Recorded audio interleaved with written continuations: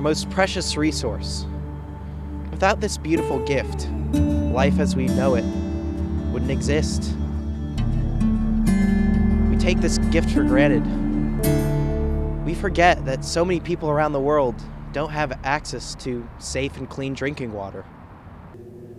Well, what if I told you that this gift was being threatened?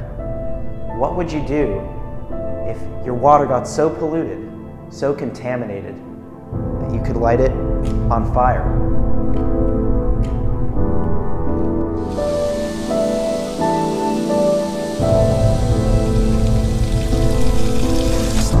Whoa, Jesus Christ. I would light it on fire and then drink it? I would be shocked. I wouldn't want to drink the water. I'd be a little upset about it. Probably take out my anger by spraying tap water on things and lighting them on fire. That's how I'd end up in jail. But I'd be pretty upset because I drink that stuff. And there's only so much a Brita filter can do. So, yeah. I would probably die because whatever contaminant is lighting on fire in my water would be poisoning my bloodstream. If I could light my tap water on fire, I would want to contact someone about this because I don't think that this is safe or healthy. I'd be angry, but I'd also have some fun lighting it on fire. Why would you be angry? Because I feel it's the government's duty to give us clean water. As you know, that's part of the agreement. We pay taxes, we get clean water. So my well water has high concentrations of lead and other chemicals. Next week or 2 weeks, EPA's coming up again. They took samples of the pond and the water, so they're going to come up and take follow-up. Have they taken responsibility for it and provided? Well, they've had to take responsibility for the pond, but they've done nothing for your drinking for me. water? No, I bring my own water. And usually you can method. They say as long as it aerates, it's safe to drink. And usually you can see a little bit of gas just aerating out of there. And I've been liking that water quite a bit. It's really upsetting, actually. Yeah. You know, it's not supposed to do that.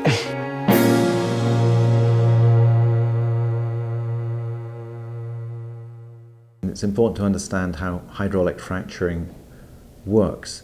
The drillers inject millions of gallons of water underground under high pressure, along with a number of chemicals, proppants, that keep those fissures or fractures in the shale open to let the natural gas escape. Now the holes they're drilling, the bore wells, go well below drinking water, well below the aquifers. And there's no evidence that any of that fracking fluid, called slick water, ever migrates up the fractures into aquifers. So that's not so much the problem. Not that the drilling process itself pollutes water, but when some of that slick water returns to the surface in the form of waste, that flow back, that has to go somewhere. About 30 or 40% of the water that drillers use in the hydraulic fracturing process comes back to the surface, and you've got to do something with it. You can either inject it back underground, and fortunately that process is regulated by the Federal Safe Drinking Water Act, or you can dispose of it some other way, like flush it back out into rivers, streams, the ocean, and that's where the potential for groundwater contamination happens. Not only do you get coming up with the gas, the chemicals that they put down, and there are upwards of 900 of them that can be used, most of them highly toxic, some carcinogenic, but you also get whatever else is loosened up with the gas, which in the Marcellus and the Utica below it, which you don't hear much about yet, but boy, they're aiming for that too, because they think it might even be richer than the Marcellus. You have heavy metals and radioactive materials, barium, radon, radium, uranium. So all of that gets mixed up with the gas, and comes up. 4 days later, they were starting to frack the well, and they dumped 500 gallons, 36% hydrochloric acid in. And that saturated in. And the Frack water was used before. It was for chlorides and stratum and borium. That went in the pond, killed everything. It was loaded with fish, flowers, everything. People's health has been affected terribly. Several have already died. One committed suicide in Pennsylvania. There are liver issues, cancers, neuropathies, mostly from air emissions or from the water. There's a lot of problems usually, and there's a lot of toxins enter the groundwater, and they can pollute people's wells and pollute their water supply, and then they can't sell their homes. On the other hand, people like the idea that they're given money to allow wells on their property. So for some people, fracking is a great thing because they make money and they don't find their water supplies polluted. For other people, you know, they don't make money. Once they do have polluted water supplies, then they can't sell their homes and their lives are devastated completely. 47 wells, including injection wells, already cover the square miles that is Coatesville, even surrounding the wildlife preserve. We have already had a blowout of at least one well, a chemical spill, and a tear in a waste pit liner. And again, they are only getting started. I haven't retested the water since the last well was drilled, but I have a feeling it didn't make it cleaner.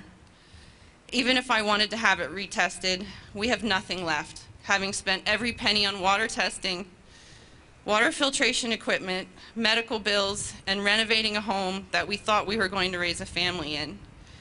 We now check our faucets daily with a lighter and are still hopeful because it hasn't ignited yet. I'm feeling much better these days, and so are my dogs since we stopped drinking the water. My liver and kidney numbers have improved, but much damage has been done. I have developed kinetic tremors in my hands as a result of the neurological side effects of some of the chemicals. But the worst side effect caused by the damage is my inability to safely carry a child without the risk of hemorrhage or even death.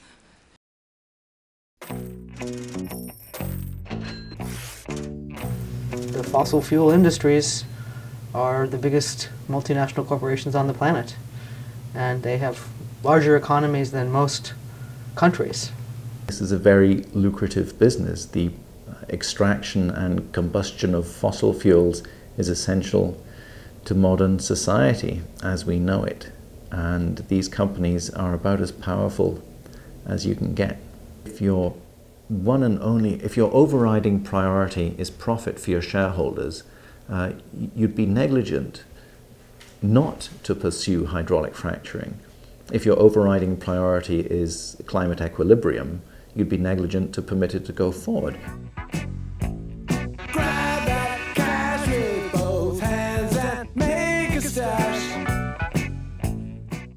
How was fracking exempted from the Clean Water and Clean Air Acts in the first place?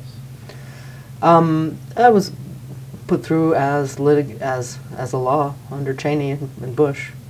Cheney comes from fossil fuel extraction company, and he was able to say that the benefits, make the case that the benefits of fracking would outweigh having to compel them to comply with the law, and that complying with the law would, in fact, you know, be detrimental to their being able to make a profit and being able to operate.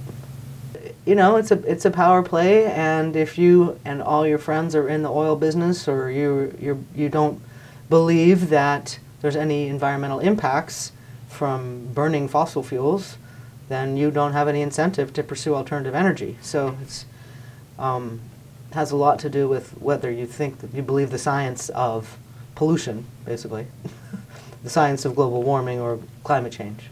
The dangers of fracking are easy to overstate. And I'm an opponent of hydraulic fracturing, primarily because of the way it exacerbates climate change. So I'm loath to overstate the danger to drinking water and to the air. Those things we can protect. We can reduce the amount of methane that gets released or that escapes through the hydraulic fracturing process.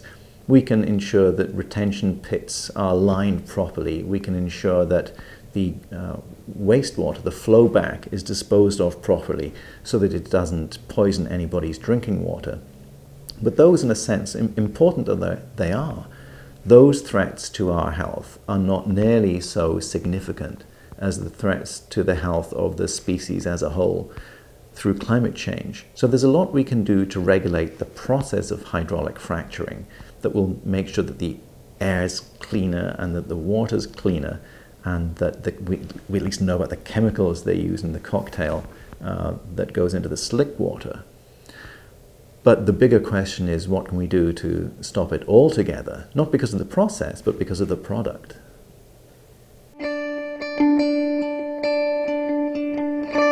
First of all, to inform themselves. Second, to get organized.